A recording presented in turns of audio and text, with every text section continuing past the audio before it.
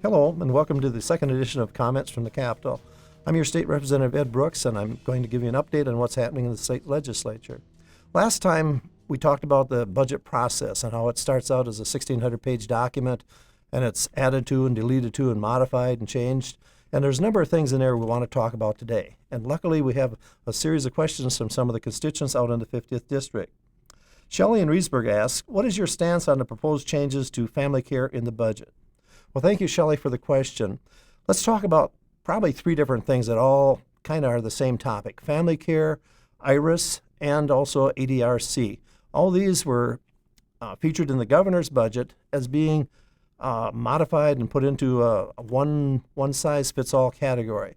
As I talked to my colleagues and based on, again, input from different constituents throughout the state and from the 50th District, it's our feeling now that perhaps this will not be changed, that the IRIS and the family care and the ADRC will remain currently as they are. I hope that's the case because, again, in the governor's proposal, it did not have very much detail and it had some deadlines that looked very difficult to achieve. Our next question comes from Jerry in Richland Center, who wrote asking my opinion on the proposed UW system cuts. Well, I said before, the governor's budget proposed cutting like $300 million from the university, in addition to giving them a high degree of autonomy. I think the cuts are probably too severe. We will see probably some moderation as we get towards the final budget. There still will be cuts, but I'm also concerned about cuts as it relates to our two-year campuses, UW Richland and UW Center in Baraboo, along with UW Extension, which is featured in every county throughout the state.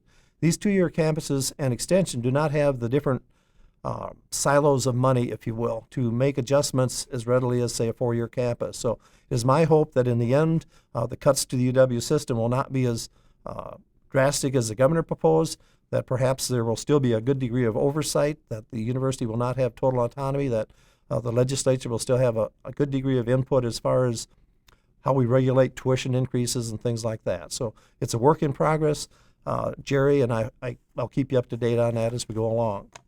Our last question comes from Frank in Necedah, and he says, do you have any updates on senior care? Well, that's a good question, Frank. And I guess let's start out by explaining to all of our viewers what senior care is. Senior care is the prescription drug program that many of our seniors in the state of Wisconsin are on. It is comparable to, but better than the Medicaid D program, which deals with prescription drugs on a federal basis. Senior care has been very popular. The last budget was proposed that it would be taken out or severely modified. And again, in this budget, it was, again, proposed to be changed and actually wrapped around the senior or the Medicare program Schedule D. The last word we have now is that senior care will stand as a program that it has in the past. I think that's good news, but it's also a tribute to all of the people throughout the state that have showed up at the different hearings that the Joint Finance Committee had, including one last week at Reedsburg, where you voiced your concerns about the loss of senior care for the seniors in our state. And I guess that's about all the time we have for this month. I thank you for tuning in for the March edition for Comments from the Capitol. Again, I'm your State Representative Ed Brooks, and look forward to seeing you next time.